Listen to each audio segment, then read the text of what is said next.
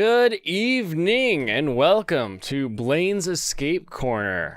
Fantastic, fun day in the corner where we get to hang out and talk about the anime that helps us escape. Big news, we got another announcement of MF Ghost, so super stoked for that. So we'll be talking about that. That literally dropped earlier today. I was already planning on making this a throwback Thursday, and that just sort of fell right into my lap. Also, before I get too far, happy Cinco de Mayo, Tequila Gundams for everyone, and may Tequila Gundam always be in your hearts and mind. And actually, why don't I let's get Tequila Gundam on stream, just so that we can have him. Let's have him hang out, you know? We'll save him. Yep. We'll just put him here. Tequila Gundam. We love you, Tequila Gundam. Let's get your little self on the screen. Tequila Gundam. I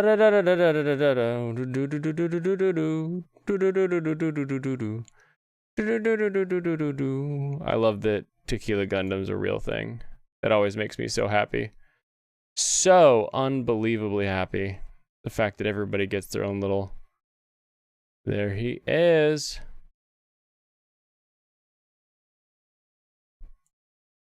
Boop. Hello, Tequila Gundam. Oh, let's get you a filter. Throw back to Akagi.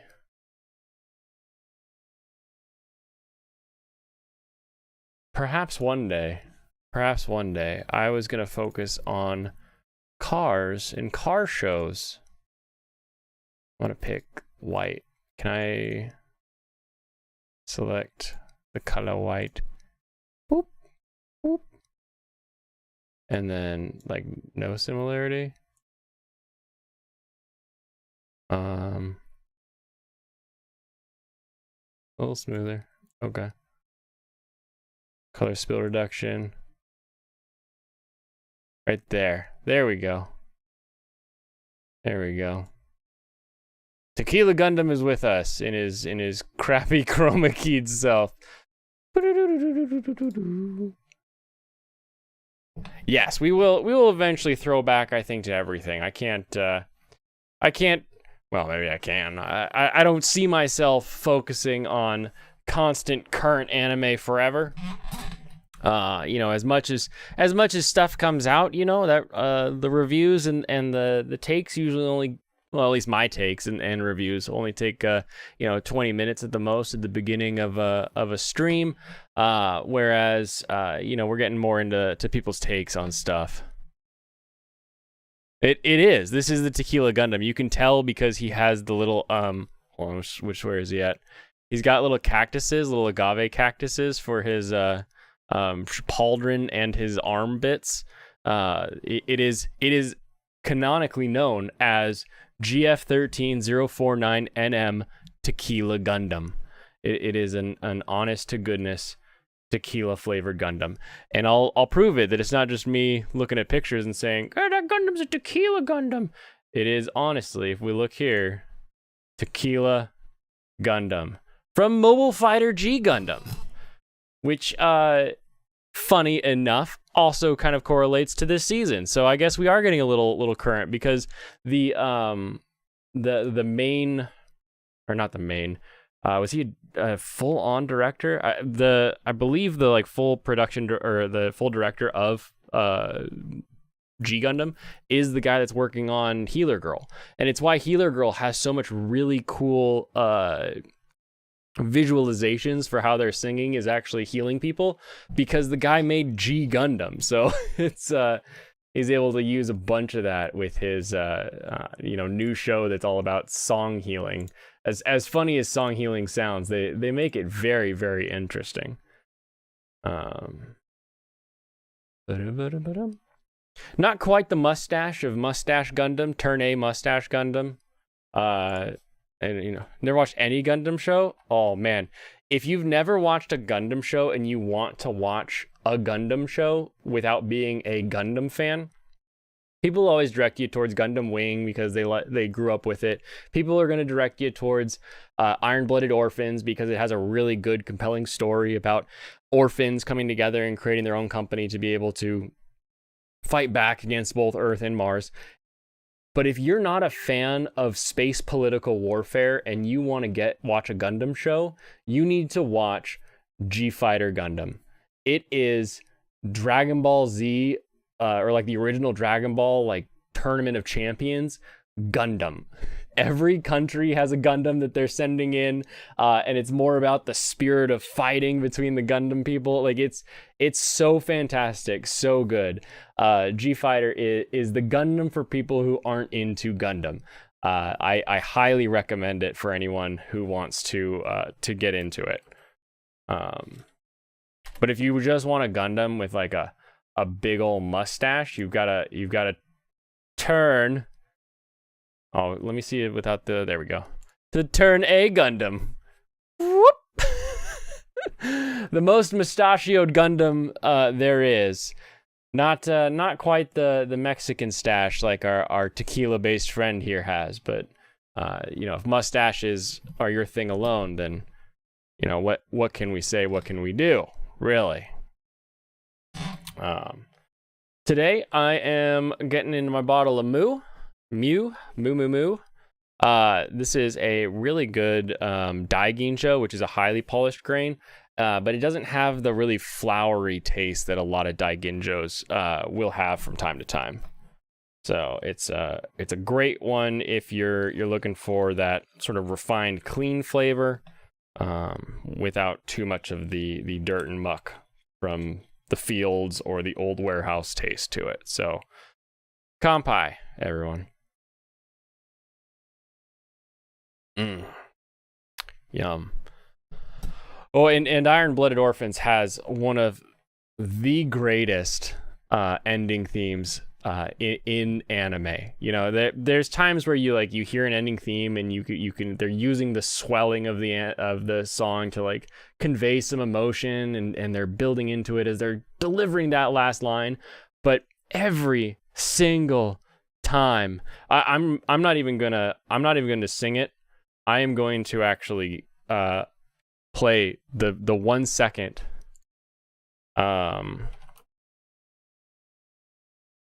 ending.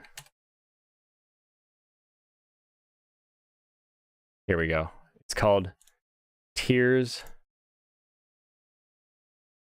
of Orphans. All right. So I'm gonna risk risk it. But this first, what will it be, 5 seconds? Let me just preview it real quick.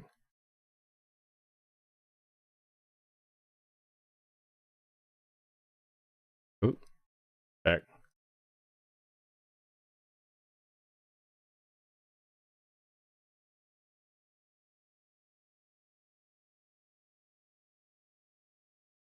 Okay, here we go. Back. All right, there we go. Let's turn this on. All right, so we've got Gundam. People are fighting. They're in a war. People are dying. Their stuff is happening, and then you get this really melodic keyboard, this little Casio, bloom, bloom, bloom, bloom, bloom, just plinking away, bling, bling, bling, bling, bling, bling, bling, bling, and then in comes just this swelling.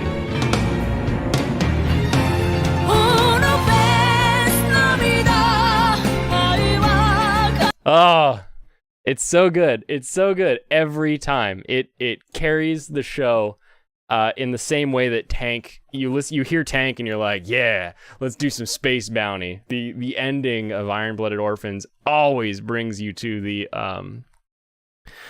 that heartfelt swell of people passionately fighting to get what they need in life. Fantastic song. Tears of Orphans is the name of the song. But that's enough dawdling. Let's get into the reviews. To the reviews. RPG Real Estate had a beach episode. First beach episode, I think, of the season. And I still don't know what to think about this show. They get there, and it's like, oh, they're gonna go visit a house that they all want to buy, and it's this big beautiful house. And as soon as they get to the beach, my brain is like, yeah, it's under the water. And then we spent like, I don't know, 15 minutes trying to figure out, oh, the house is under the water. It's so dumb. Like I would potentially say, if you drop it, just get out of it, drop it. It's cute girls doing cute things, the RPG fantasy. But the second 15 of this latest episode features the idea that this dragon, which we've sort of had hinted to in the newspapers, is doing these like stomping around and destroying stuff, and they're having to repair after the dragon's demise. And there's this hint of a darker understory, a sort of like a Demon Lord Reborn kind of understory beneath the veneer of this cutesy girl show.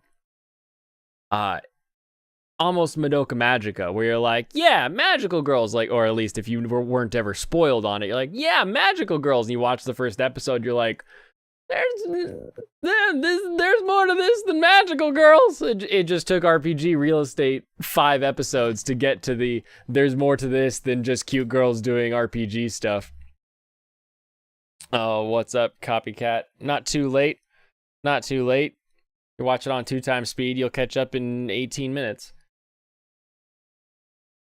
I think that's how time works. I forget. Maybe if you run faster, it'll actually slow down all the time around you, and everything will be all right. I'm gonna keep with RPG Real Estate. I want to see if they deliver on this promise of this sort of darker undertone of like something actually happening beneath the scenes.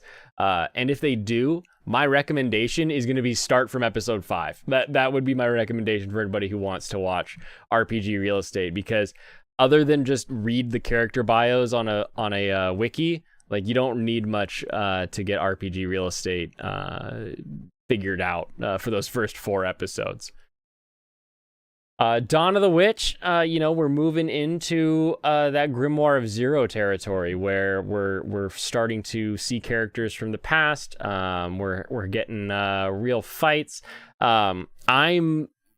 I feel disappointed by the way it's going, because I wanted it to be this interesting world of people that are prejudiced against witches and mages in the same way that maybe, when we had print media and social media was starting to take off, and everybody's like, you can't believe everything you read online, as they read their newspapers, or you can't read, and you had sort of these two groups.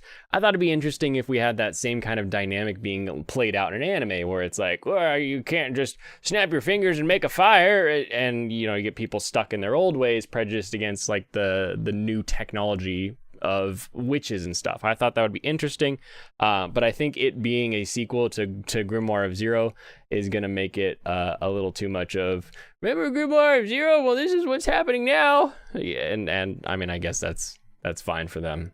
That's fine for them. Latest new one, Greatest Demon Lord is reborn as a typical nobody.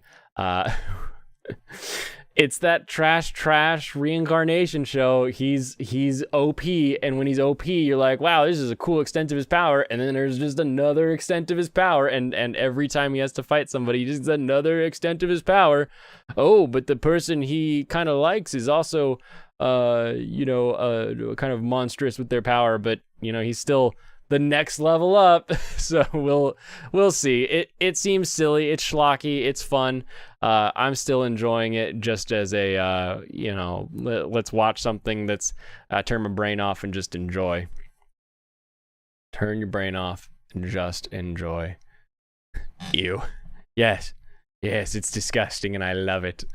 It's like nacho, but like not nachos that you get at like a really good Mexican restaurant where you would meet, Tequila Gundam. It's like nachos at the movie theater, where it's that squeezy cheese that comes in a bag and just gets heated up in that big dispenser and then squirts out, and you're like, you know what, just need some jalapeno rings that have been sitting in a vat of vinegar all day. Just munching, you just nomming on those nachos. That's the greatest Demon Lord is reborn as a typical nobody. It's not even like a McDonald's. It's not even that. It's it's freaking movie theater nachos. That's the kind of show it is. But that's okay because I'm here for it. You know, it keeps me entertained. Keeps me entertained. Does Taco Bell still do nachos? You know what? I'm sure other people complain about this.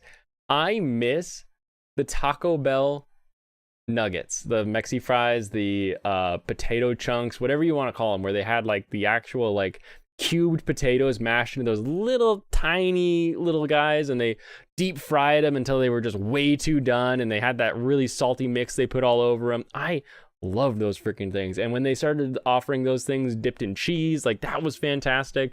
Now you can't get them. They're just gone. And you know, here in the Northwest, we've got Taco Bell, or not Taco Bell, Taco Time, which is sort of a local Tex-Mexy place. You know, it's basically if Taco Bell was a sit-down restaurant, and they've got really good Mexi fries, but they're completely different. Completely different. The Nacho Bel Grande is still on the menu, still bad. I don't think I've been to Taco Bell for, it's been at least a year and a half, I think. I think I was still running delivery for someone else when I had Taco Bell last. It's not not something I go out of my way to we'll say enjoy. Which is why Greatest Demon Lord is movie theater nacho, because sometimes I just want that gross cheesy queso spread all over some unsalted chips.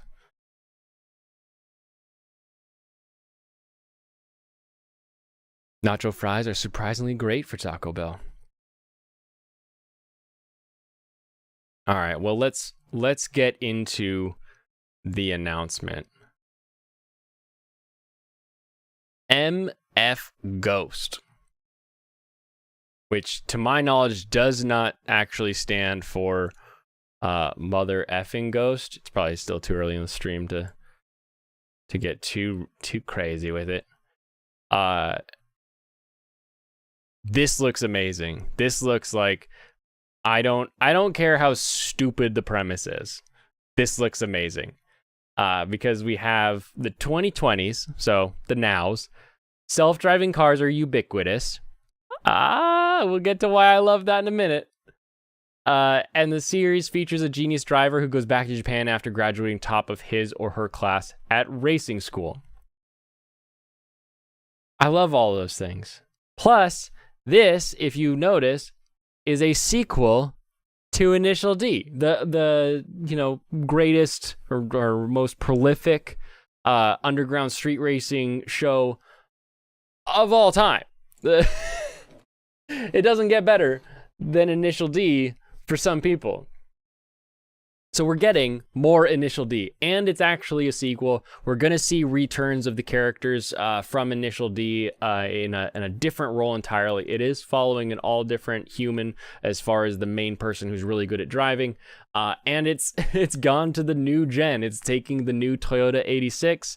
Originally here in America was the Scion FRS or the Subaru BRZ.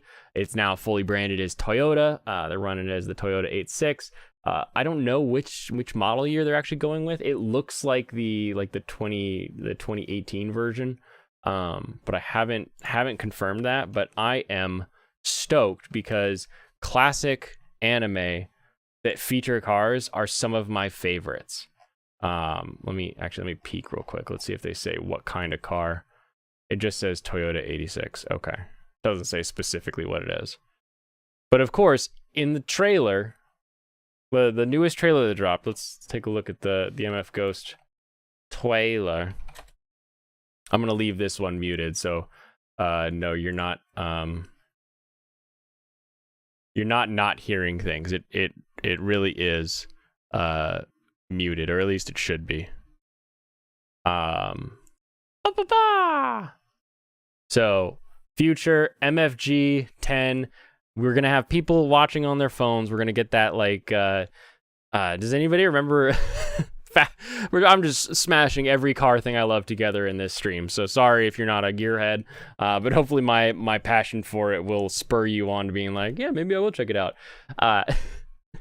Fast and Furious Tokyo Drift had a scene when the first race in the mountains, or the last race in the mountains, where they go to film it on their flip phones, and then it like zooms into one person's phone and then like zooms out of the next person, so it's like they're all simulcasting from all of the corners of the downhill so that everybody can watch it. So I'm excited to see tech play a role in how they're actually seeing and filming this.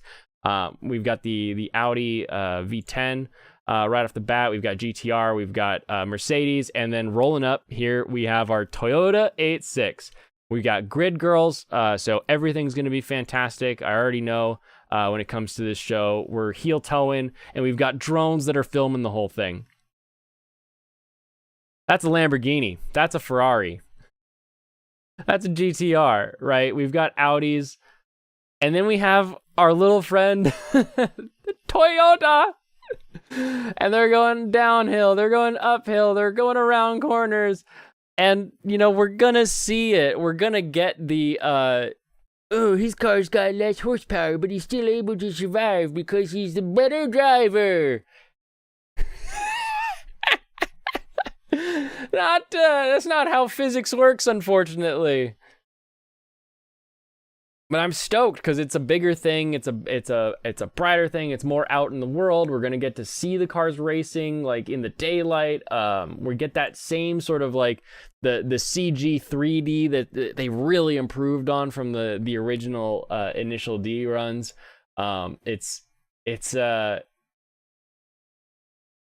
exciting, very exciting to me. And again, it's new people that are at the helm, right? It's not just the return of the Takahashi brothers or Fujiwara. You know, it's actually going to be new people that will get invested in. It is going to be kind of stupid because I don't care how good of a driver you are. If you have an 8.6, which is a narrow, tiny vehicle with itty-bitty Prius tires on it, and it's going up against a Lamborghini, a Huracan, or the Mercedes AMG, big, fat, wide tires. I don't care what you want to say about how they can slide around the turns better. As soon as they slide around that turn, they're losing grip, they're losing tread, and their next straight they're even weaker on. Whereas those Lamborghinis and those Mercedes are able to just take a turn normal and keep going because they're so wide, so low, so fat that they're not going to slide around. And if they aren't sliding, they're accelerating. So it's going to be kind of stupid when it comes to that because the cars have improved so much. You know, give me an classic AE86 and an FD RX7. You know, I can see the argument that with a well-tuned 8.6 we could get it, you know, in the realm of keeping up with an FD, and then, you know, maybe he's just so dang good, or, you know, but in the original series it was tips and tricks that he had that made it so that he could actually win. You know, in some of those races, his car wouldn't win because it couldn't win. So he was using just certain things he knew about the mountain. So I'm interested to see how they take returning to Japan and having him be sort of the outsider, but then also winning. And no, the CG doesn't look bad, and I think it's because of the games. All of the Initial D games, plus a bunch of other like Midnight Run. I forget what the other one is at the round one near us, but the CG in the games makes it feel like you're playing the anime. It is really well done. So they've been working on this CG, on this design for like a while, and I think it's cool to see how it's evolved and how it's so much cleaner and more anime looking than the original Initial D. Yeah, just you know, tap the brakes. Plus, with the wider, lower CG, you actually don't need to slow down as much as a smaller car with skinny tires would have to slow down. So I hope there's some in-universe explanation for that, but it will probably be a little silly. But just a little bit. But I said, when it started, that self-driving cars are ubiquitous in Japan. I liked that. I liked the fact that they said that. Because I have been talking to myself all day, and then this drops about car shows from 2000 to 2009. Because there are some really good car-related anime that came out in that specific time period. Hold on, let me get this off. Here they are. Capeta, Initial D. We had third stage and fourth stage, both coming out of the 2000s, 2009. Redline the movie. One Gun Midnight, which is amazing. An amazing show that even people who are into car anime, a lot of them haven't seen this show. And then X Driver, so fantastic, so good. X Driver gives us the world where we have self-driving cars, and the thing we always think about with self-driving cars, even now as we're talking about, what about self-driving cars? We ask, well, what if the self-driving car has to pick whether or not it's going to hit a baby or an old lady? Like, how will the self-driving car fix the trolley problem? The idea of what if the computer just starts accelerating and it goes out of control? All of that is what this show is about. X Driver is the future where everything is AI controlled. You walk out of a restaurant, you hit the tablet that says, it's like the Uber tablet, and you're like, beep, boop, beep, and then a car just shows up, you get in the car, and it drives you to the next place. And there's nobody in the car. You just get in, and it just drives you to wherever you set out that you wanted to go. Just the perfect little Uber or Lyft zone. Everywhere you go, everywhere you've been. Exactly like that. However, sometimes the AI goes out of control. And it's not just that it starts speeding. It's not just that it, potentially hits somebody. It starts, all over the place, out of control, racing around, doing all sorts of crazy stuff. But luckily, they've got a fail-safe. They have sensors. They have 4 sensors on them, I believe, or however many sensors they have. And if you knock out or cover up or block enough of those sensors, the cars stop. And so we have the X Drivers, which is a team of people that drive cars still. They actually drive manual vehicles where, they are manual because, of course, you have to shift for it to be cool in a show. But they're driving actual vehicles that they're in control of and blocking or destroying or doing something to get rid of these sensors so that the car that is gone haywire is now under control. It stops and it doesn't keep going. Of course, they're in high school. Of course, they're little kids. It also features the Lotus Super 7, just one of the coolest cars in anime. Super 7. Also a real car, because all cool cars in anime should be real cars. Fantastic, beautiful vehicle. I love it so much. The X Driver version, of course. Very cool, very fun, very beautiful. I love it. And it's drawn. That's the other really cool thing, is because the earlier in the 2000s you actually get drawn anime, versus as it continued on, with Initial D, you got the entirety of the car sequences were all CG'd, and they kind of liked and so X Driver went with the with actual drawn vehicles for a lot of it, because they interacted with the cars quite a bit, and so I'm sure it made it easier on the drawing. Um, Wangan Midnight is an interesting one because not a lot of people, like I said, not a lot of people know it, but it is a fantastic show. You got the main character who loses a race, then literally spends the entire rest of the show trying to get his revenge on the guy who beat him.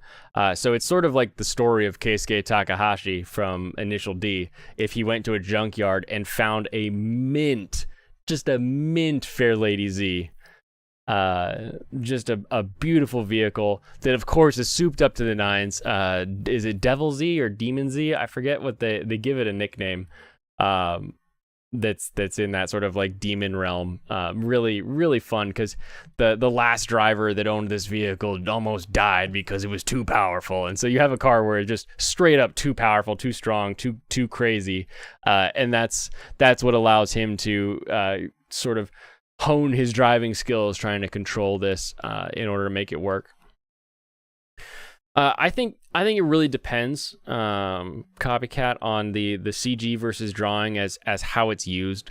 There is a lot of CG in anime going all the way back to Evangelion and a lot of Gainax's early works. They were using a lot of CG, and yet you have other things where they're not using the computer to enhance it or make it better or make it look technological. I feel like a lot of the CG in Full Metal Panic, for example, makes the mechanical stuff look mechanical because it's very rigid is the way it's working, and I think that works to a point. And then you get stuff like Golden Kamui, where that bear looks like a PS2 asset coming at you, or the PS2 turtle from the new season of Shield Hero, and it's just like, why is that one good, but then this one sucks?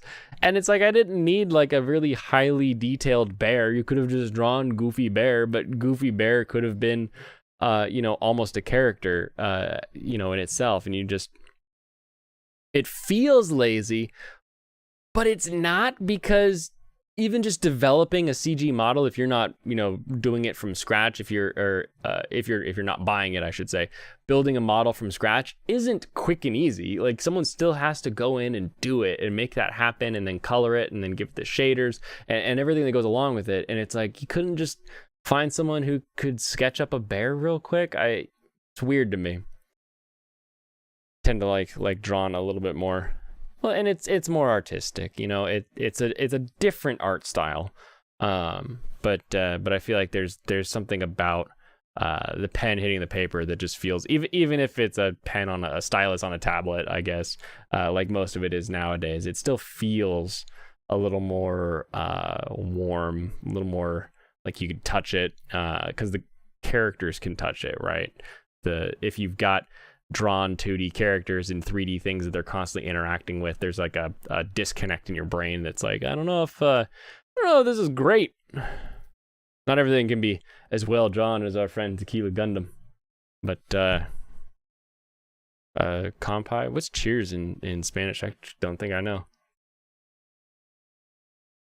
Tequila cheers in Spanish. Salud. Oh, that sounds like Spain. Is that, if I is there Mexican Spanish? Is that a separate type of Spanish? Still salute. Okay. Salute, Tequila Gundam. And no, I'm not drinking tequila. I'm still drinking sake because I'm dedicated to my cause of loving sake, which it's not a hard cause to get behind if you're me. Other awesome car anime, Redline. This one's a movie, and this one is a movie that feels the most like Speed Racer. It came out in 2009, so it was a year after the release of the live action Speed Racer, which is one of my favorite live action anime adaptations of all time. It is beautiful, it is goofy, it's cartoonish, and it's everything that a live action anime should be. I get frustrated at like the modern vehicles with the way they've designed them. They seem a little too space agey. I wish they were a little more um I don't know, like a modern Le Mans LP car instead of like the craziness that they were in the new um I'll just pull it up. I don't need to talk about it. Live action Mach 5. All these are gonna just be people with their like real builds of the Mach 5. Movie car. Wait a minute. Wait a minute. Speed racer movie.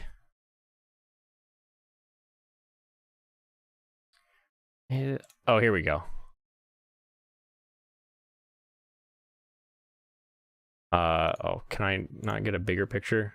There we go. So like you've got a very spaceshipy back end. They've got the Bernoulli drive, so they're using like famous physics people to make everything sound right.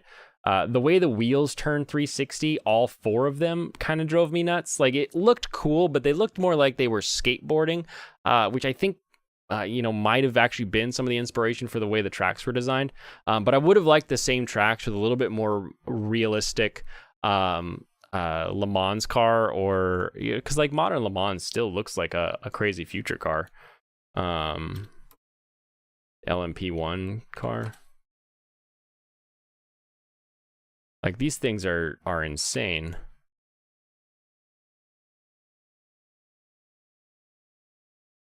You have stuff like this, and this is stuff we're making today. So like you can take this design and just make it more future, give it a little bit more slide, a little less wing maybe. Do something like that. It's the only negative I have in the whole film is that I felt like the actual race cars were kind of goofy. But the red line felt like that, and it gave me all of those same vibes and feels with the we're always shifting up. We gotta, make the race. We gotta get it all the way. And it feels good. It's fast. It's well paced, I would say. And it smashes a lot of interesting genres together. Even though we've got this guy and what is it supposed to be based on? It's based on like an SS Chevelle or something. And it's just a goofy overall movie. Very fun. Le Mans car actually looks more futuristic. I could see that. Some of those Le Mans cars are insane. There's a Haggerty garage near us, and there's some people there that have some of the previous years of LMP cars, because when you've got $1 bajillion, what's a couple million to drop on a random sports car? Luckily, you can actually go visit those places. You can actually see them. But yeah, even in real life, they don't really look. They still look fake. Like it looks like it's it is like a bunch of plastic. It's a bunch of carbon fiber. But even then, you're like, I don't feel like that's real. It just doesn't look real.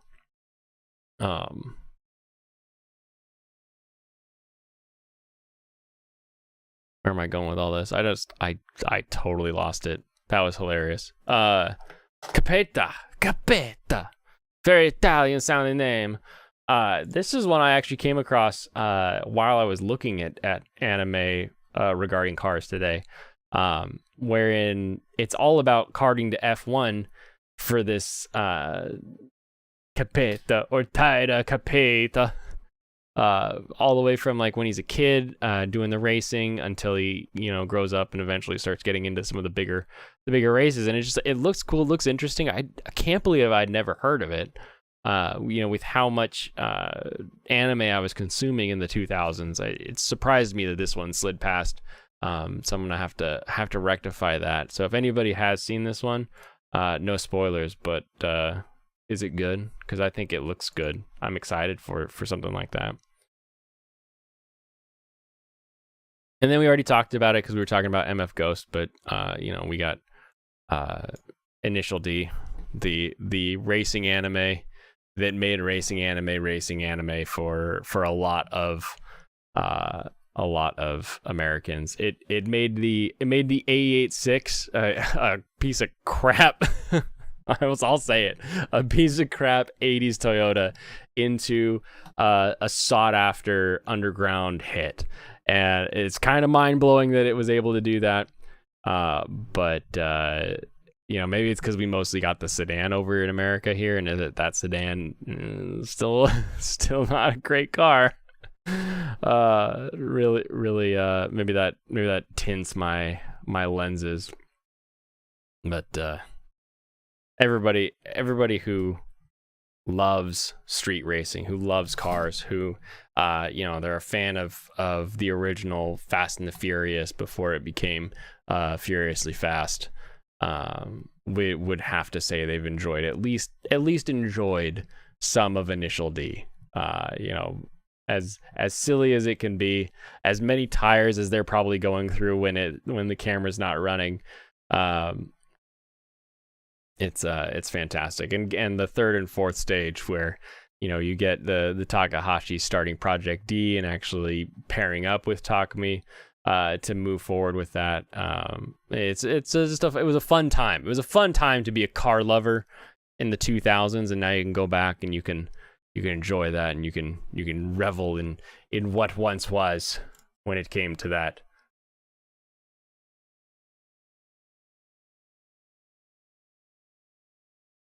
I want to know.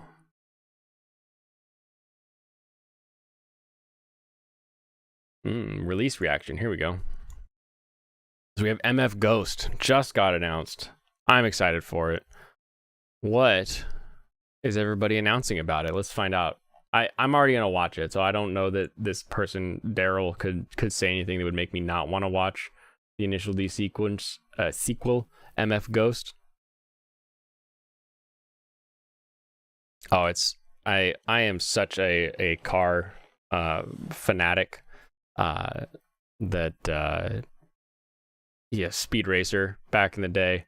What's the mechanic one? Mechanic Dogs. It's got a weird name. But it's something mechanics. That's another. There's a bunch of really good ones from the 80s when it comes to cars. And then there's just cars. Mecha Doc. That's what it was. Mecha Doc. There's just a bunch of good cars that are characters in anime. Like Gunslinger Girls have their their Mustang, and you're like, how'd you get that? Where'd that come from? Even Evangelion, the blue what is her car? It's not a Evangelion car. Oh, these are just cars painted to look like an Eva. Great, thanks. That was what I wanted to know. Misato's car. What is it supposed to be? A310?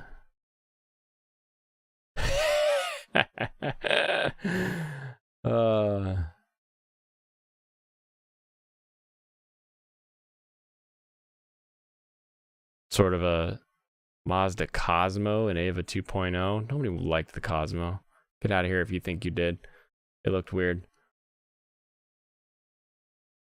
A Renault Alpine A310. Because not all Renault Alpines have the funny eyes. But, cars and anime kind of go hand in hand. And, like, they draw the interior so detailed. You're like, man, how long did you look at the dashboard to make sure that you drew it correctly or designed it correctly? The way that they have the H pattern on Gunslinger Girl or Gunsmith Cats even is just funny. Just funny to me how clear and specific they'll make it. It's time to rev your engines, because the latest trailer for the Initial D sequel series, MF Ghost TV adaptation, was released today, drifting through the mountains of Japan, delivering some sick Euro beats along the newest trailer. The lead staff list dropping... What? Oh, dropped. The lead staff list dropped, confirming that many from the Initial D anime return for the next story in the same world. Tomohito Naka returns to the directing chair from the 3 Initial D films for MF Ghost at Felix Film, with Kenichi Yamashita writing the series composition and screenplay, with the scripts being written alongside Akihiko Inari, Naoyuki Onda. Oh, wait. That's a different sentence. There's a tiny period next to that. Naoyuki Onda are designing the characters for CG animation, with him and Chiyoko Sakamoto as the animator director for the series. Oh, that's all good. This is the escape corner, so you can bring up stuff that's not anime. The 78 Spider. What kind of restoration are you starting from? Like a rust bucket you found in a junkyard, or something that was a little more like clean body, and you're just having to redo the engine and maybe some of the upholstery and stuff because grandma's garage got all spidery in your spider. Oh, look at it. And you could get the new 124, the Japanese 124. You get a 78 124 and then a 2018 124. This is the new. There's an Abarth version, because of course there is. Yeah, you go side by side with your classic Spider and then the new Spider. And then you can tell everybody, what are you talking about? I own a Miata. Get out of here. Because the new Fiat is made in Japan and then shipped to Italy for finishing. They're made side by side in that Mazda plant. Massive rust on the hood. Inside is a mess, and the wiring and a bunch of mechanical needs to be fixed and rerun. Yeah, sometimes with those older wiring harnesses, it really is easier just to buy a new one and fully reinstall it, because even if you like get everything hooked up and then it's working, it's like a couple days and then just another ground goes out and you're like, why? Why did you do this? And it just, if you've already got it apart, to the point where you're pulling engines and stuff, it just pull that harness, get it plugged in elsewhere. Oh, that's good.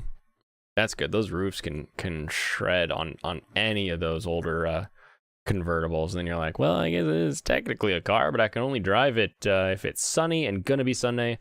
Guaranteed sunny shine. Oh, let's see if the old 124 Spider was in an anime. Easier in the long run. Exactly. No, I don't see anything in the anime realm. But you have to give it a really cool paint job and splatter it with anime girls. That's the easiest way to fix the rust on the hood is just tear a bunch of pages out of your favorite manga and wallpaper it to the hood. It won't rust if you do that, I promise. That's how science works. Manga pages are anti-rusting because they are stainless.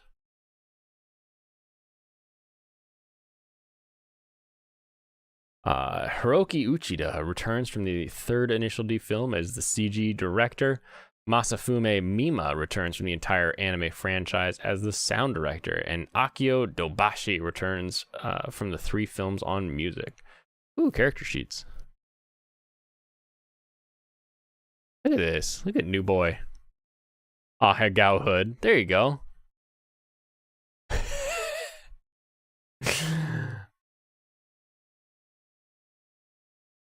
Yeah, little lopsided haircut.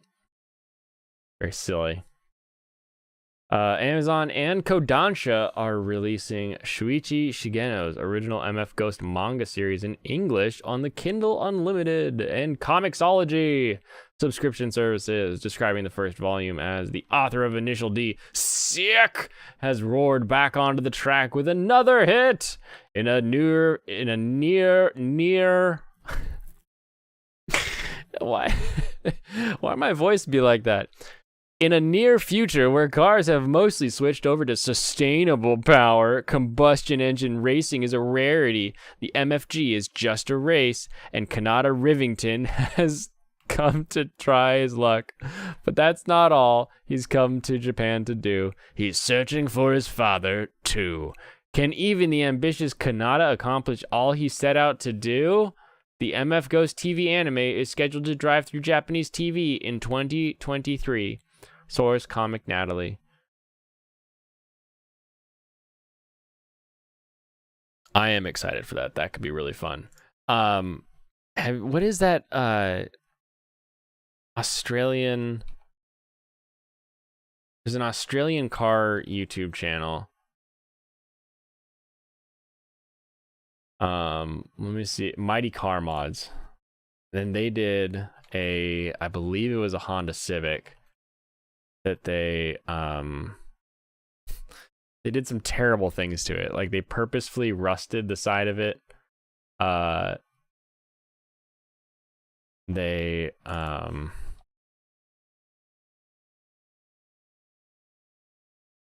No, budget street cred. Here you go. This is what it was.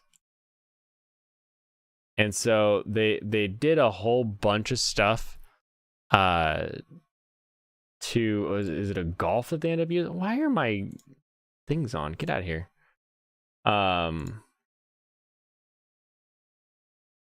Let's take a look. It's just a Volkswagen, just a GTI, or whatever it's called in Australia. And then they just destroy it. They rust it all over. They peed on one of the fenders. Got like the cheapest, this was before Wish, but they still found the cheapest like Alibaba stuff. Sticker bombing. Oh, they already did the manga bomb here. Here you go. So they covered it, the whole fender with manga and then like paste just so that it would it's a beautiful fender. It looks really, really interesting. Why can I not find where they're putting it together though?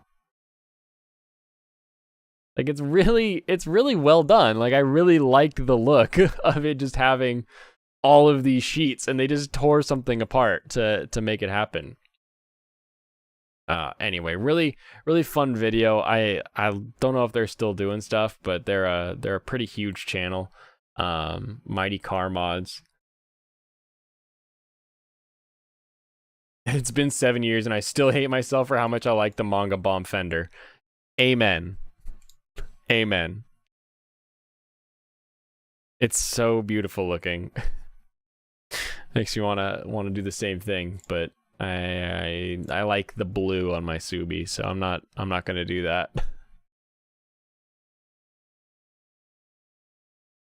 Oh my goodness. But yeah, if you for easy watches, X Driver, there's only 6 OVAs, really fast and quick. Wangan Midnight is a 26 episode series. And Initial D, if you've got a year to dedicate to watching some fun shows, definitely check that one out. Those are my top. What if let's see how base we can do, how basic we can get. Top car anime. Gamer Rant. Best cars and racing anime ranked. Gamer Rant. Let's see if they agree with any of those or if we think they're right. Updated March 1st, 2022. They're in painfully short supply. Yeah, that's actually true. Super GP. I have never seen this.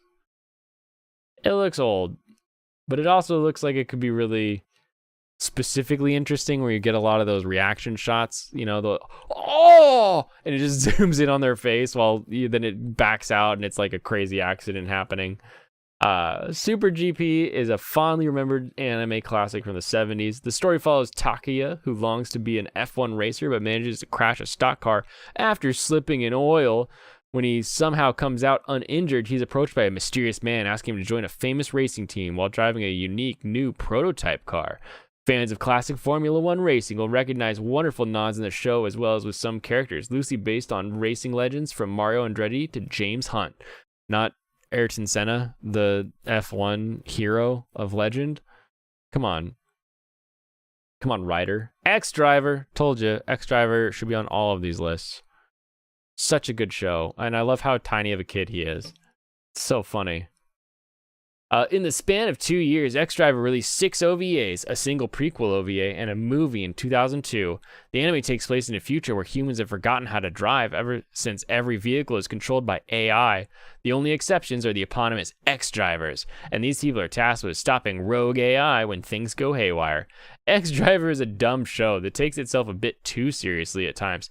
However, the driving sequences are generally great, particularly in the movie. While it's not that easy to care about the characters, the show gets its action right, even if they aren't technically taking part in races. I like this show. I think it should be taken seriously. What are you talking about? Don't take it seriously. It's great.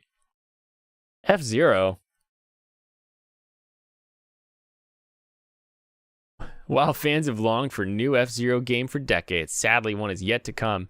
However, fans can still get a taste of that iconic series they love by checking out the anime based on the franchise. When this came out, F-Zero had just dropped on GameCube, didn't it? Like the series I think was pretty contemporary to that.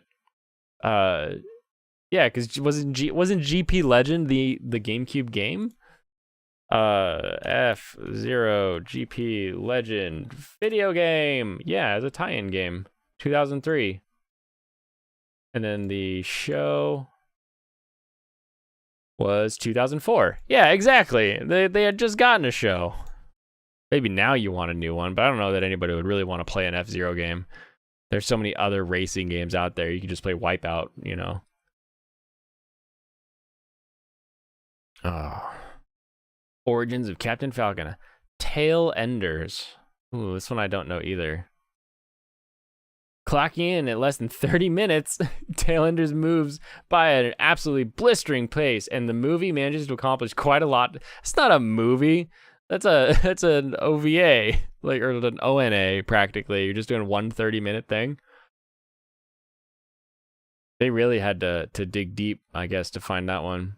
Mechadoc, this is the one that I was talking about. You've got the 2.8 Supra. What's Up, Mechadoc is an 80s anime, often overlooked by Western anime, as it never received dubs outside of Japan and Italy. This is a shame, as it shows attention to detail and amazingly tense races with vehicles anyone could buy. It makes it a show any petrolhead could get into. Another Twisted Metal game. Yeah, you wait for Twisted Metal the same way I wait for Armored Core. That's how that goes. The show only uses real cars from the era, and that's not all. The sound designers actually recorded the real engine sounds for each car used in the show. The accuracy of the show, from the vehicles to details on tuning, will leave any mechanic smiling. Future GPX Cyber Formula. Those look like mecha, like Zoids. Zords, like turning into a Mechazord. Megazord? Megazord, not Mechazord. We'll never get them if we can hope. Just like I'm still hoping for Guyver to finish. I got a lot of stuff from my past that I wish would come about, but nobody wants to make what I like. I'll have to make it myself. At Sunrise's future GPX Cyber Formula has largely been forgotten. It might be a surprise to learn that this series was active roughly a decade, producing 4 OVA sequels to the main show. The franchise even has a 2018 video game. When revisiting this car anime, its success becomes quite understandable. This is a pretty entertaining watch that benefits from Sunrise's solid animation and pacing. I do love me some Sunrise.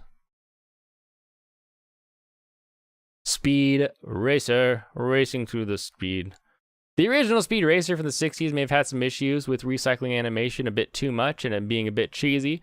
I love it. I still love it. But it's still fondly remembered to this day. Its iconic opening theme is still stuck in the heads of many viewers to this day. Classic anime inspired a new adaptation in 97, a live-action movie, and a spin-off focused on girls called Mock Girl. The 1997 remake was not super great.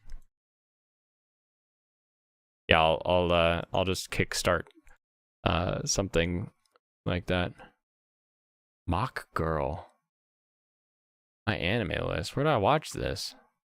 The spin-off of Mock Go Go Go, titular Mock Girl, according to Anime News Network, a girl named Lip who wanders the land to compete in high-stakes races with her mock pink three-wheeler.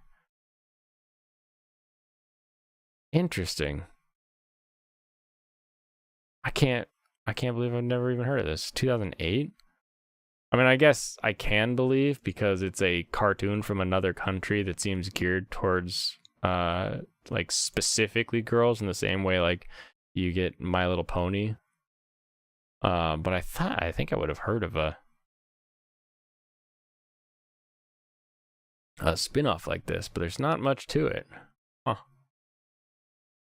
26 episodes. Oh, 3-minute episodes. No wonder I don't recognize it at all. I don't know that I would have ever looked out of my way, but hey, that's like 75 minutes, hour 15, and you watch an entire series called Mock Girl. F. Formula One engines on the track. F follows Gunma Akagi as he goes from a boy living in the countryside to the next Formula One racing star. Directed by Atsuko Nakajima of Ranma 1/2 fame, the show features an emotionally powerful story that is sure to bring fans to tears. While the 80s show isn't currently available on streaming services, it's worth tracking down physical copies of this anime classic. Or bum bum bada bum bum bada bum bum bada bada bum bum bum bum bum bum bum bum bum bum bum. This is RC Cars. I don't know that you can put this in the same list. Perfect show for anyone who loved remote-controlled racing cars as kids. Retsuo and Go's racing adventures spanned over 150 episodes and 3 seasons and inspired a whole movie. How do these come out of nowhere? It's just like, oh, this little show that Production IG worked on that also has 150 episodes. Jeez, there's more out there that you could ever watch, and that's why you need to just pick what you want carefully. Hamster cars, right up everybody's corner. From Netflix, Pui Pui Molcar is one of the most highly reviewed children's shows from Japan of all time. While it might not pack in the heart racing action that other shows about cars might, its adorable guinea pig cars are undeniably kawaii. Popularity as a bit of a meme has become loved by fans as an Iyashike anime show meant to have a healing effect on the soul. It's only 2 minutes an episode. It's a perfect show to relax and binge. Wangan Midnight, because it's so good. Fair Lady Z, Skyline GTR, R32, fantastic. Tokyo's Shuto Expressway is subject to a lot of street racing in real life, which is what inspired the story of Wangan Midnight. After losing a race quite badly against a doctor, third-year high school student Akio goes to the graveyard for parts, only to discover a pristine Fairlady Z for purchase. Turns out the previous owner of the car has been in terrible accidents due to it being souped up beyond safe levels. Bum, bum, bum. So who's safe levels? Because that could be taking out your catalytic converter if you live in California. Whoa, burn. EPA burn. It turns out he eventually tries to defeat the doctor in a race, originally humiliating him behind the wheel. Capeta. Just about everyone has gotten behind the wheel of a regular go-kart, but few people have driven one designed for professional racing. True, real racing carts are crazy compared to what you normally see at like a kid's arcade or wherever you go for kid go-karts. Capeta follows the story of a young boy who goes from bullied kid to go-kart champion with a need for speed. Seeing the down-and-out elementary schooler slowly come into himself through his teenage years makes for an incredible underdog racing story. Appare Ranman. This is a great show. This one was really fun. As silly as the whole thing is, I really enjoyed it overall. It's a newer one. Hulu Funimation. I felt like we watched it. Maybe we watched it on Funimation. I thought it was on Netflix for some reason, but we probably watched it on Funimation. A thrill ride, Appare Ranman, did not get much attention when it debuted in 2020, which is a shame as this is arguably the best car anime of the last 5 years. Set predominantly in America, the anime follows the eccentric Appare Serrano as they put together a steam-driven car to take part in a cross-country race. It really does feel like some of those older Transamerica race movies. Let's see if I can find one.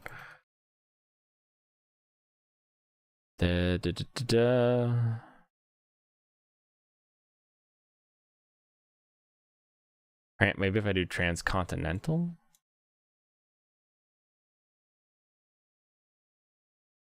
Wish it didn't stop after 3 episodes? Like, you wish it didn't stop after 3 episodes? Or after you watched 3 episodes? Or you only watched 3 episodes and now I'm confused?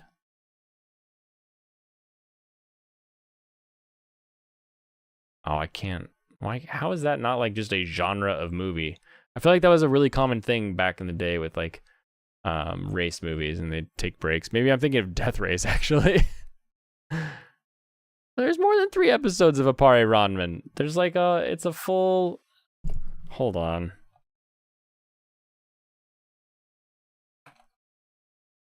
Don't listen to other chatters.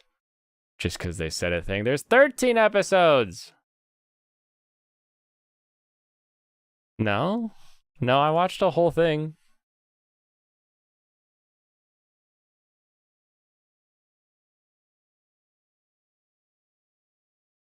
I'm pretty sure it's all available.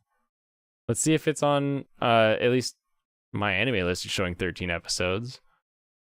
It's only got a 6.8 on IMDb. Crazy.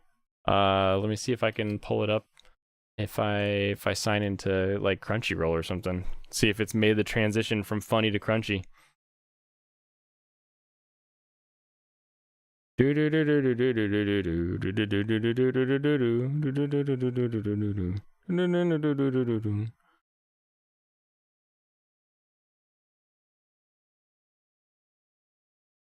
It has not made the transition, so it's hasn't transitioned yet, so it's still over on Funimation, it would appear. But even this one says relentless energy at just 13 episodes. Appare Ranman can be completed in a weekend, and the anime will make sure it's an enjoyable 2 days. Red line! Gotta love the blow a stack coming out your hood. Madhouse at some of their best. Really well done on this one. Outside of one series that is still to come, Redline is the racing anime! Released in 2009, Madhouse's movie bombards the audience's senses through its jaw-dropping animation because it came out in that same era as you're getting your like Space Dandy. Just such good line work throughout the whole thing. Story barely matters. The characters look cool and don't have much depth, and the romance is shallow, sure. These are all valid criticisms, but they don't hurt Redline in any significant way. Redline is a celebration of animation, a movie designed to constantly take the audience's breath away through its sheer visual epicness and unrelenting pace. It accomplishes that splendidly. And actually, let's see. Can I pull up a Redline? Redline scene. If I just do Redline scene. Here, we can do this one. It just looks so cool. Gotta crank up for my NOS. Get it charged. Get it drawn. Look how thick that is. Ooh, we've got a crazy tablet. Because dropping something into your fuel would make your air intake supercharger do thing.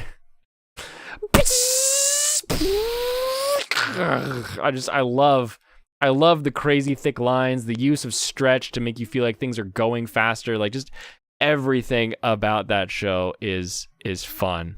Just awesome. It took a several month break after episode 3, just looked it up. Interesting. I wonder if I caught it around episode 4 because I don't remember taking a break on it.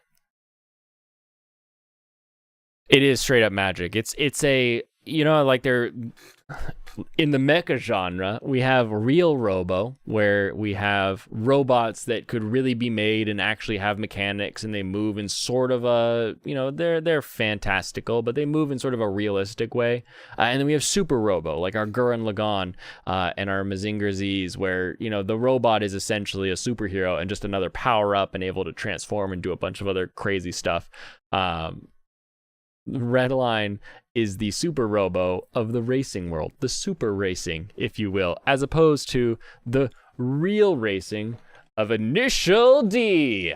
Initial D, which you have to say twice every time because that's how the commercial cuts go. And if you watched this show back in the day and they had their little commercial breaks, that's how every single commercial break went for you. Every time. Initial D. Initial D. And they just always had two voices for some reason. Likely the most iconic racing anime of all time. Thank you, 86, for being a cheap car that they could take and they could turn into a giant marketing device and run the price up astoundingly for a car that is ostensibly a piece of garbage. Oh, but the balance. Oh, but the hatchback has a great balance. Balance. Who cares? You can balance any car if you threw some ballast on it properly, or you get the suspension tune just right. Maybe you add an extra, 5-gallon tank to your main. I hate it. It is a rule to say it twice. You have to. 60 plus episodes of the series. Any fan of fast cars and tight races owes it to themselves to watch Initial D. Initial D. Is that not? Hold on. Initial D commercial break. Hold on, this should be. Let me just double check. It's not someone just shouting racial epithets, which would be hilarious, but I don't necessarily want to.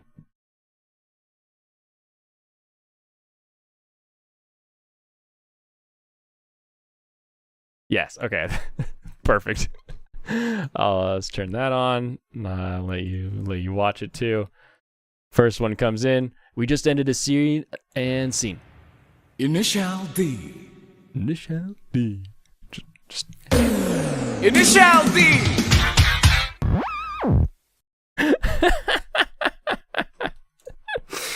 Oh, and it's always two different voices coming in. Yeah, that's right. You got to wait for the bots to quit scanning the stream. And then we can say whatever we want and we can break out all the manifestos.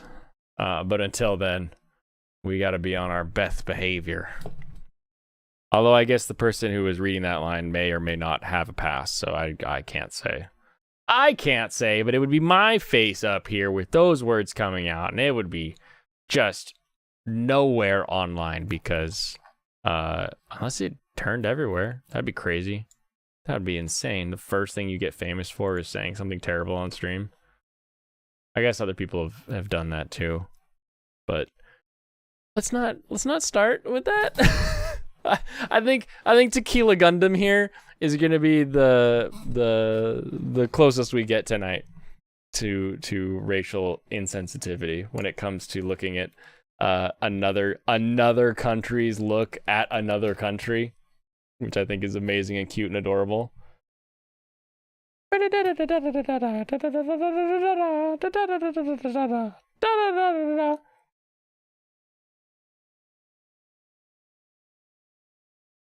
Oh.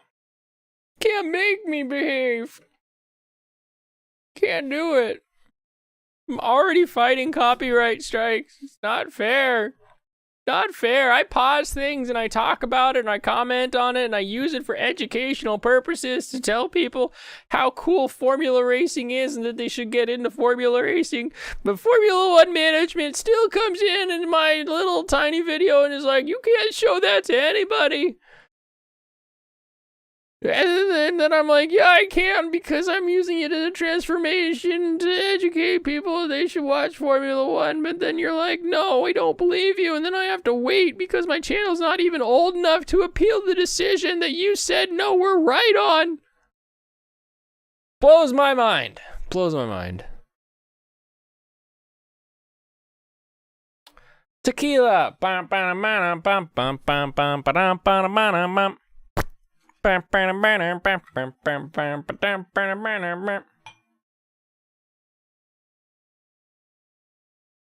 Also, in case you missed it at the beginning, Copycat, the Tequila Gundam here is canon from Mobile G Fighter Gundam. So, huzzah. Enjoy seeing ridiculous racial stereotypes.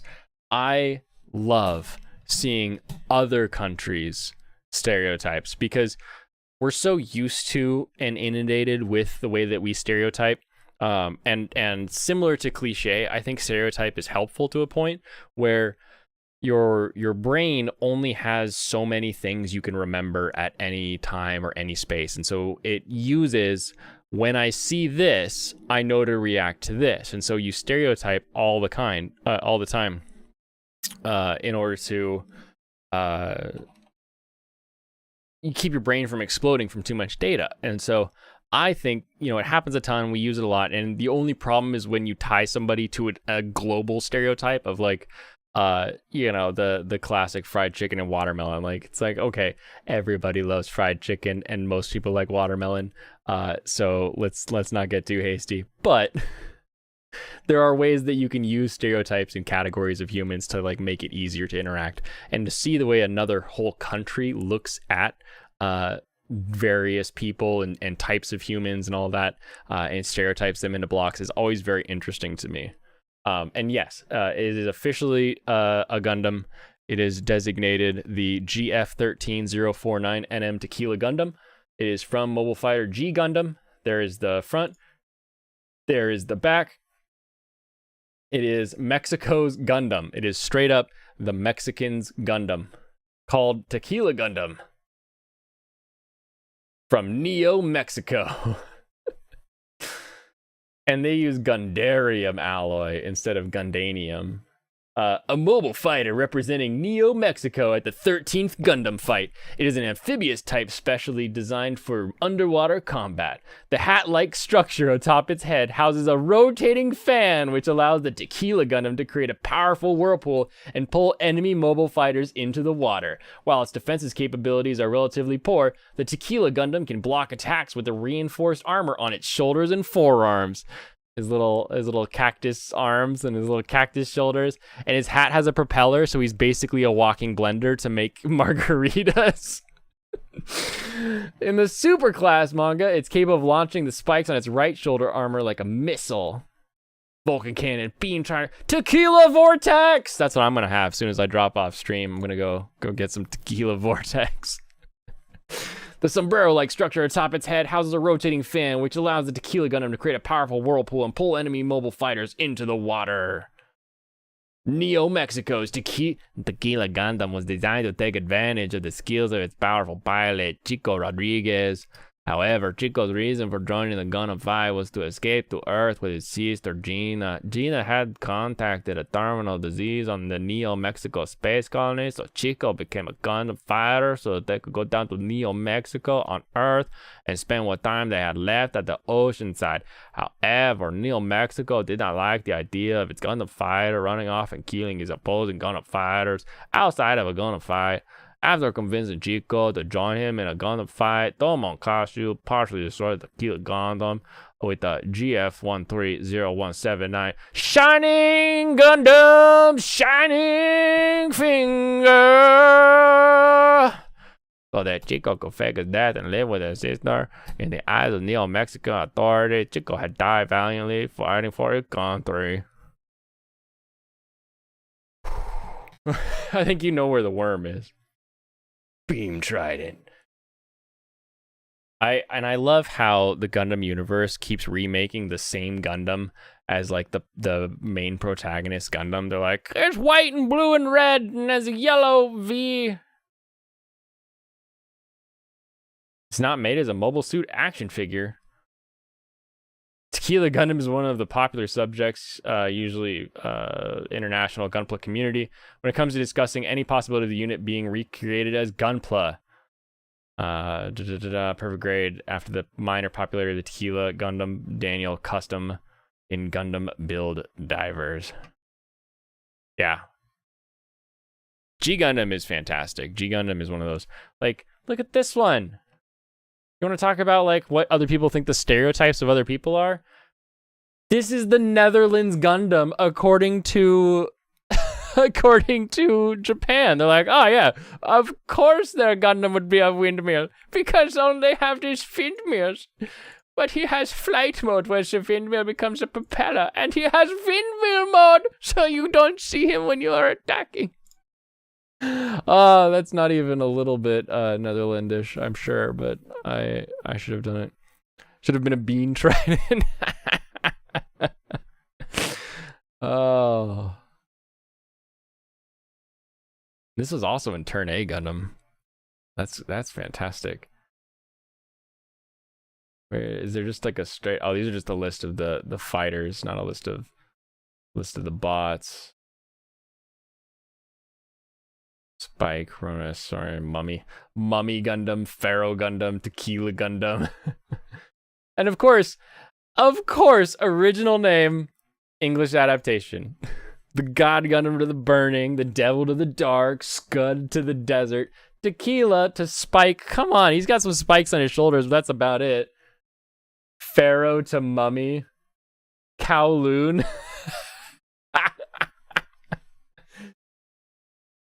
What do we call it? The Chinese Gundam is a Kowloon Gundam. Nether Gundam sounds like a Gundam made in Minecraft. I think that's what that one is. I freaking love. I love it so much. It's so unlike everything traditionally Gundam that it's almost hurt by being in the same category as Gundam because it's so funny, it's so great, it's so out there with the designs, with this idea of this Gundam tournament where we're just fighting with robots on Earth, and every country is represented by a space colony. Canadian moose with a hockey stick. You know what? I'm just gonna search Canadian Gundam. And we will see. Not looking too good yet.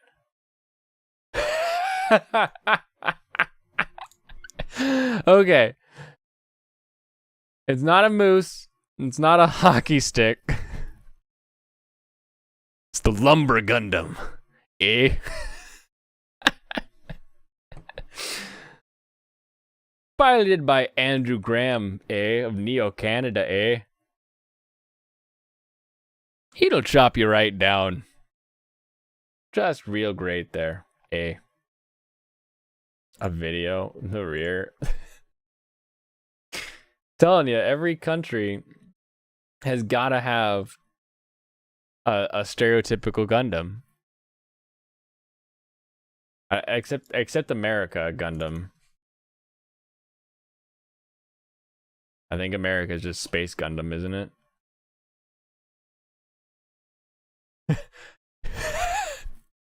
You couldn't call it like something cooler? Gundam Maxta.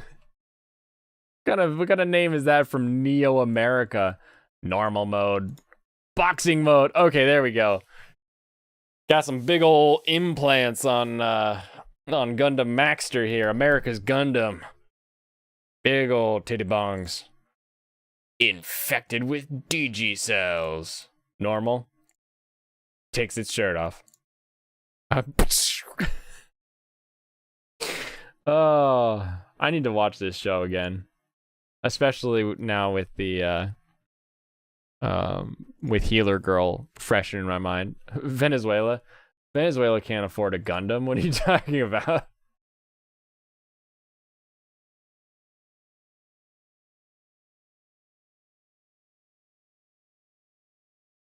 They couldn't even have it repoed because they couldn't build it in the first place.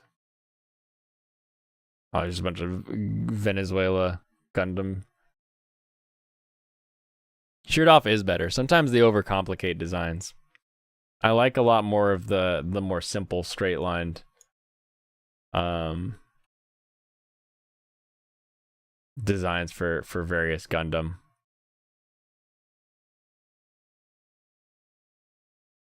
Some of the big thick boys. Just recycled parts scrapped together. It's just a statue. It doesn't even move. They they just go steal the Redeemer from Brazil. Hey boss, I got a Gundam. What do you think? It's just Jesus. Yes. But if they knock it down, it will get back up in 3 days. Oh, they did have money until they seppuku'd their economy. That's what you get when you don't believe in your money. You get seppuku'd economy.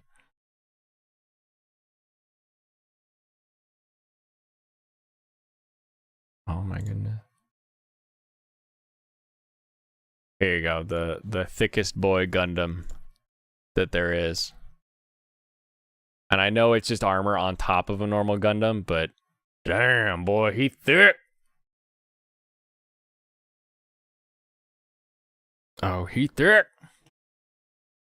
What was the Gundam in 2009? Let's take a look. Where am I going? Going to AniList. Browse.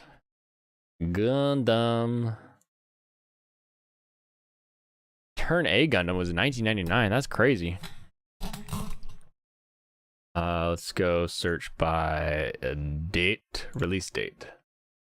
And then we can scroll back. We gotta go back! Okay, so there's some Turn A Gundam movies were coming out.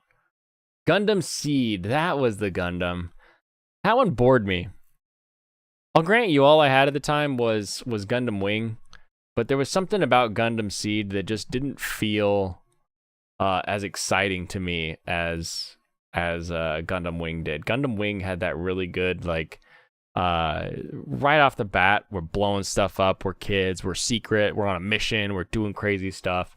And then Gundam Seed was just, why don't you be my friend? So this is what the whole thing felt like to me. Then we got 00. 00 was good.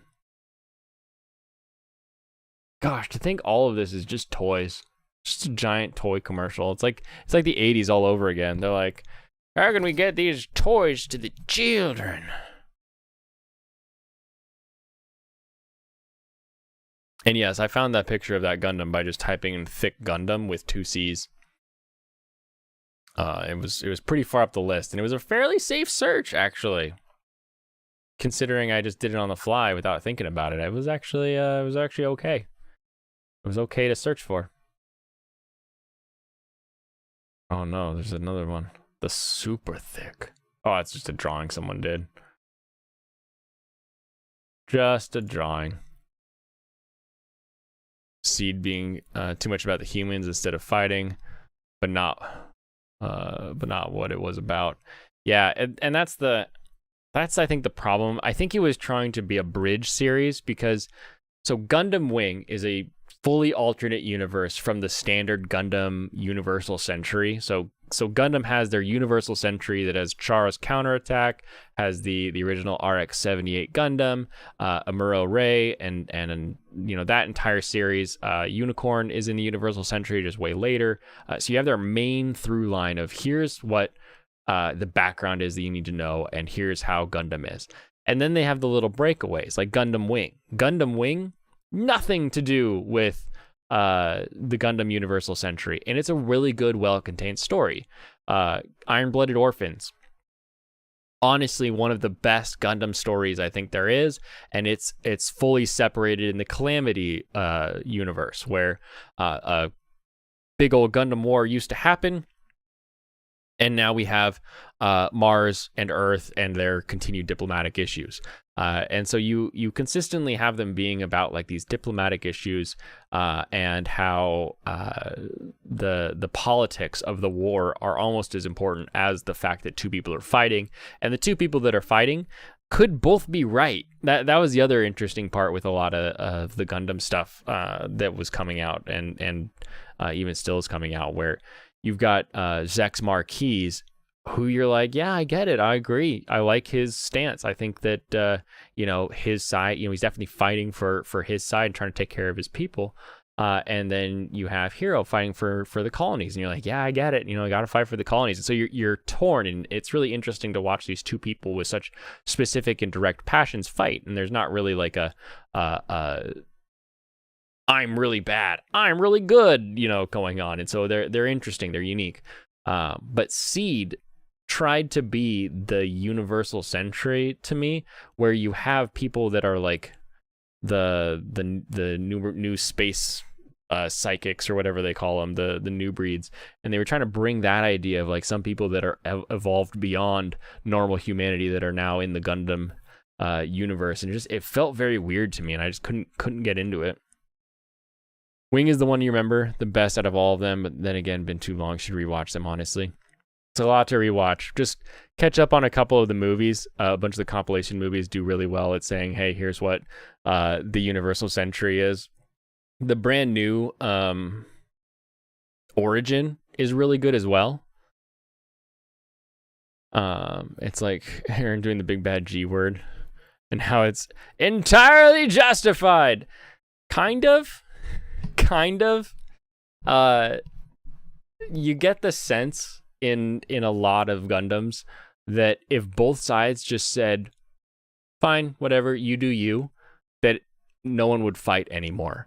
Whereas I feel like even if everyone said, Aaron, you do you, he would still be on his genocide arc and trying to get rid of everybody. So that little difference in that they feel a little more rational typically in the Gundam universe. But the other thing I like too is when they give you a reason that the Gundams are so much more powerful. Because the UC Gundams that work off of like humans being better and like what do they call them? Hold on, Gundam evolved humans.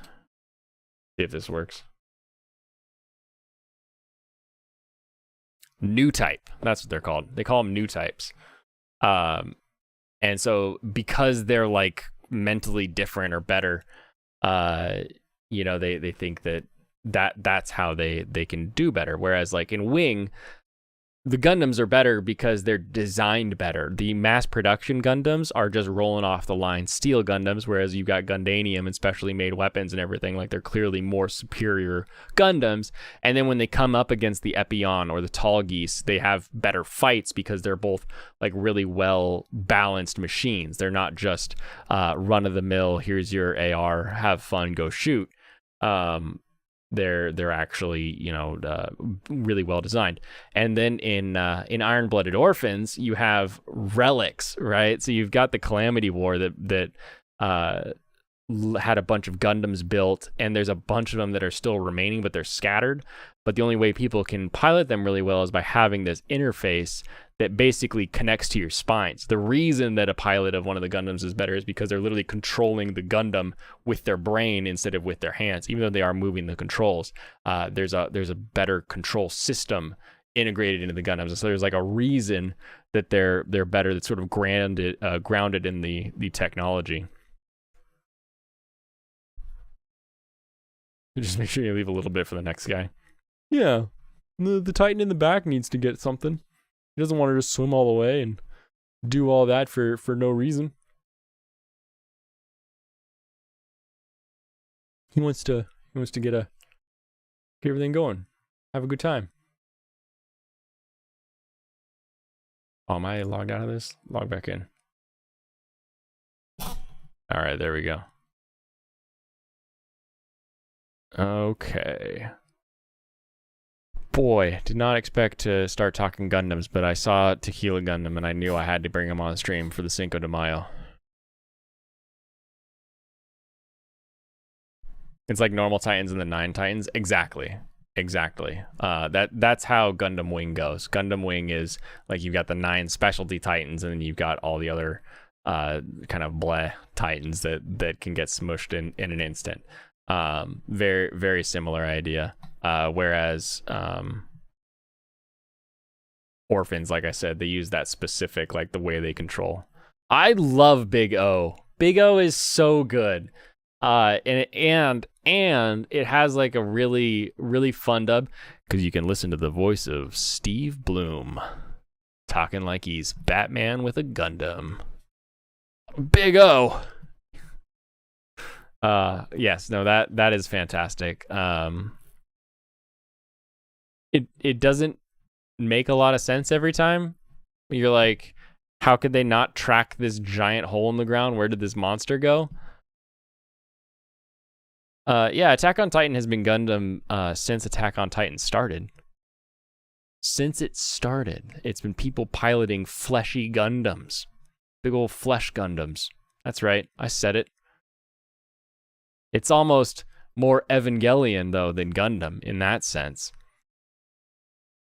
Big old womb fleshy Gundam. How much more disgusting can we make this?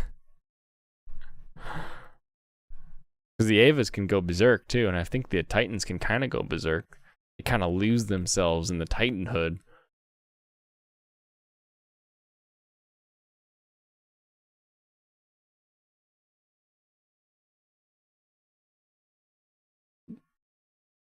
That's the power of magic.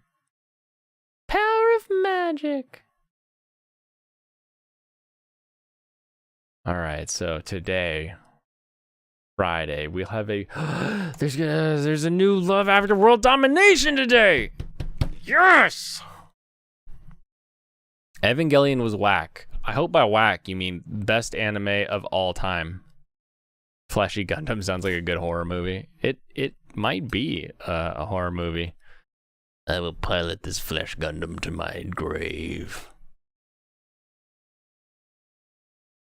Oh, I'm so excited. I forgot that Fridays were or not. Oh, it's not Friday. Dang it! It's okay. We got a new Shachiku this morning, so we can watch that and we can have our hearts washed and our brains fixed. Kagi's the best of all time.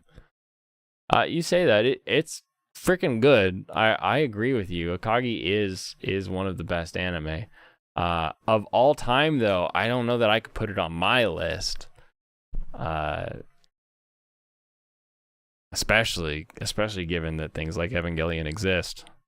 So I'll agree. I'll agree that it's good, but I'm not going to go so far as to knock anything off my list. Okay, so tonight we've got I'm going to go watch Skeleton Knight. We've got new Dawn of the Witch. Shachiku-san, so we can all feel happy and feel good. And then tomorrow we have a new Love After World Domination dropping, and I'm going to be so happy. And then I'm going to go vote that it's amazing, and then I'm going to be sad when nobody else thinks it's amazing. I feel very on the other side of the coin right now. And it's like I get it now. I finally figured it out. I figured out why all of those polls. And it like, oh, here, I'll pull one up. Pull.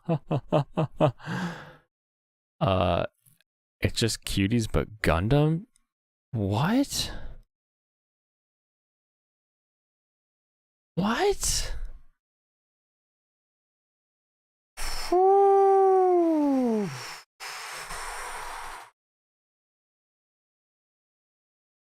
I don't know that you know what you're saying. I'm gonna prove that you've got I'm I'm just gonna say you're a little ignorant. A little ignorant. Evangelion is a beautiful story about people who want to have friends and make friends and be together, who aren't able to communicate and make that happen, that end up hurting themselves as they do. Ooh. And to compare it to something that is objectively weird and creepy, it's just insane. Hold on. I need anyone who's in chat or watching, I'm about to spoil Evangelion all over the place. And if you haven't seen it, let me know now. Because I don't want to do that to somebody because of how great it is. But let me know. I'll give it a second. I'm gonna pop this up. I'm gonna show you why the voting is so weird and why I am in a little box on my own. So I can come through and I can say, oops, wrong one. Oop. There we go. Do it? Okay. Okay. Eve. This me. But look at this. Here's what I have to do. I'm a man. And I'm in the 31 plus category.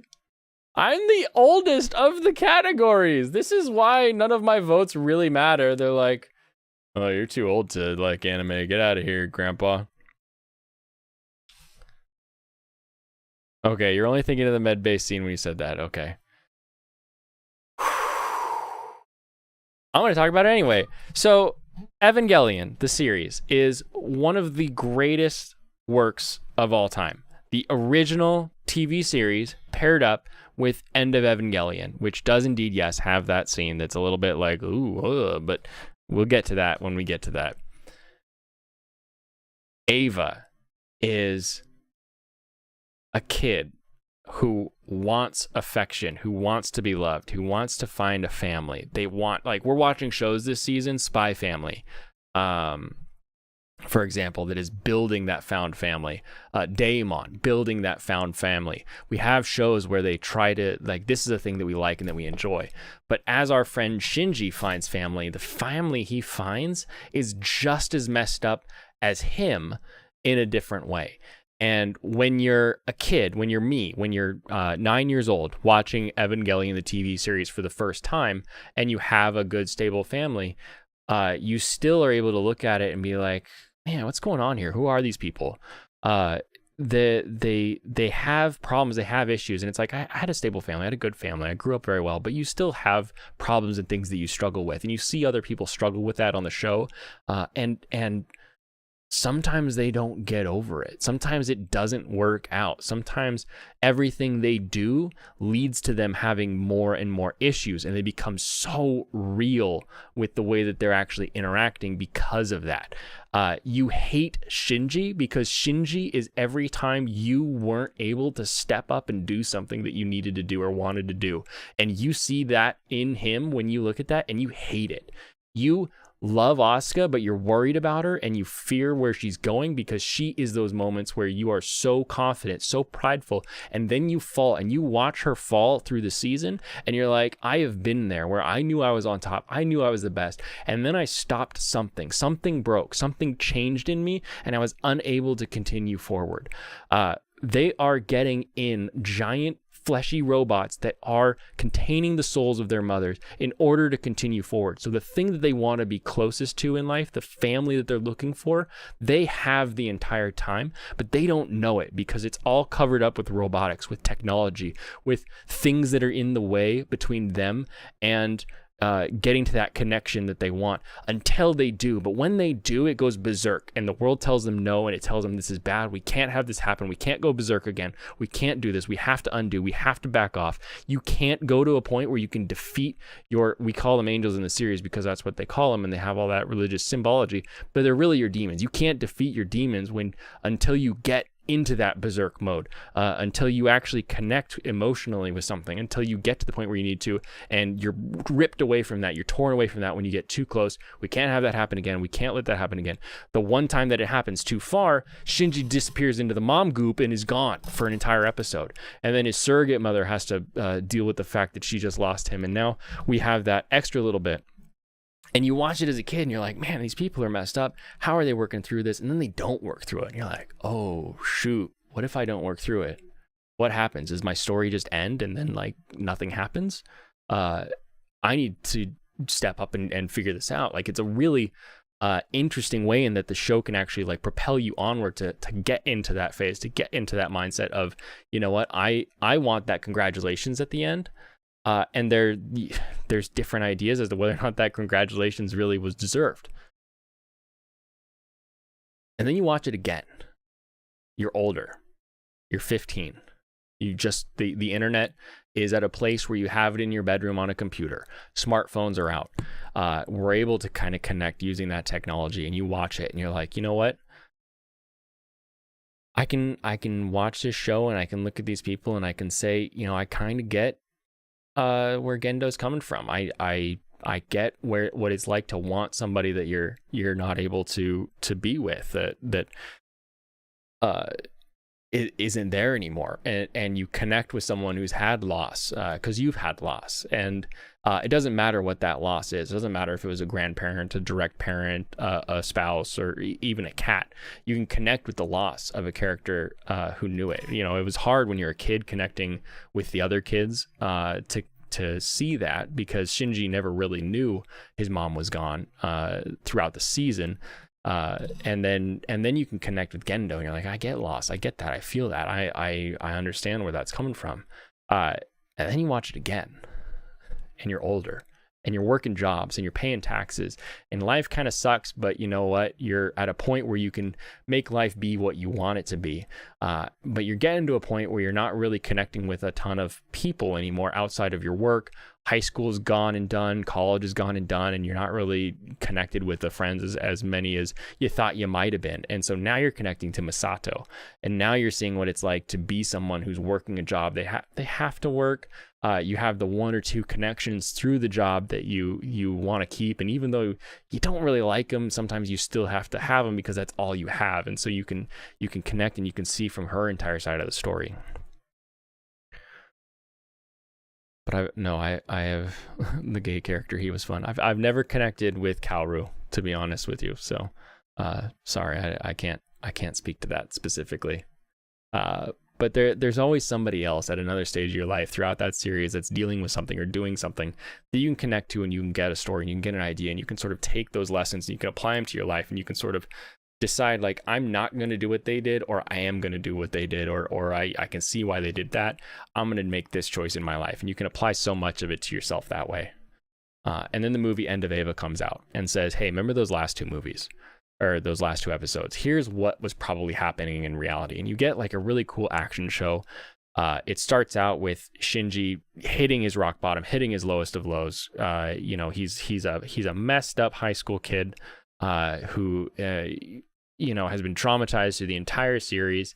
Misato is taking her last stand as his protective mother, but also kind of that, is she stepping too far? We talk about that all day. But in the end, you've got Asuka, who figures out that her mom was there the whole time, that she has had that connection that she needs, and all she had to do is accept it. And then she becomes as powerful as she needs to be until the story doesn't need her anymore. And then you have Shinji, who makes that decision to goop everybody, and all of a sudden we're all in the fantasy, and you're blending, and all of everyone sees all of everything, and you're connecting in this really weird, unique way that I don't think a lot of other shows have ever really gone into. But then the final decision is, I still want to be me. I still want to be unique. I still want to be separate from other people. I still want to have an identity that is me. I want to be outside of that perfect freedom that I can go anywhere, I can fly anywhere, I can go everywhere. I want to have gravity, and I want to have a physical wall between me and my soul and who I am and the other person. And I want to see the interaction that comes from that. I want to see how we can butt heads, how we can connect, how we can enjoy each other, how we can love, how we can do all these things. That makes life so much more fun than us just always immediately knowing everything about the other person.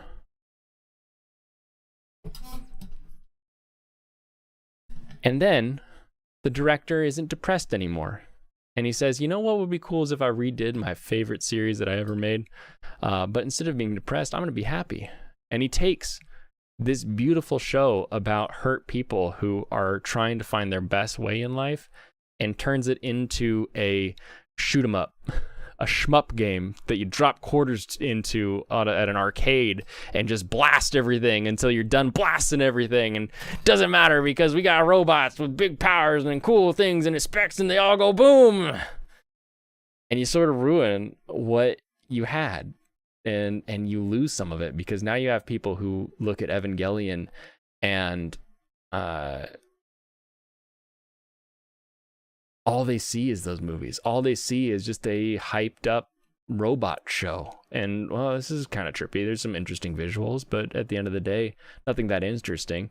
Nothing is visceral. Nothing is like tearing out your heart as watching one angel and Ava just tear each other apart, and to see the bone and the blood and to see a kid screaming through that. So much more emotional impact than flying through space, shooting stuff and having it explode. That it blows my mind that the same person was behind both of those series. Just blows my mind, and I wish they didn't exist. This is what thinking about something for over a year looks like. That is exactly what it looks like. Like I said, the first time I watched Ava, I want to say I was 9 or 10. Because I think it was hitting stateside around 1998, and we would have rented the first volume shortly thereafter and watched it.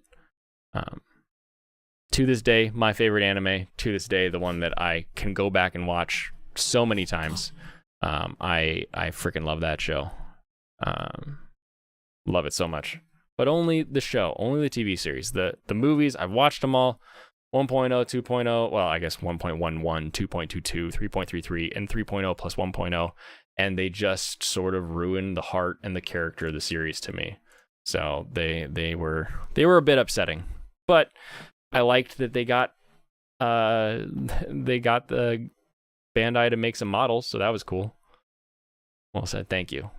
That was my global rant on Ava. We can get more specific in the future Throwback Thursdays, if you want to. I mean, really anytime. As you can see, all you have to do is, it's a pretty easy button to push. All you have to do is make fun of some part of Ava, and I'll probably just start going off on it. So if you ever don't like what I'm talking about, that's an easy way to derail a conversation. But I am going to wrap up.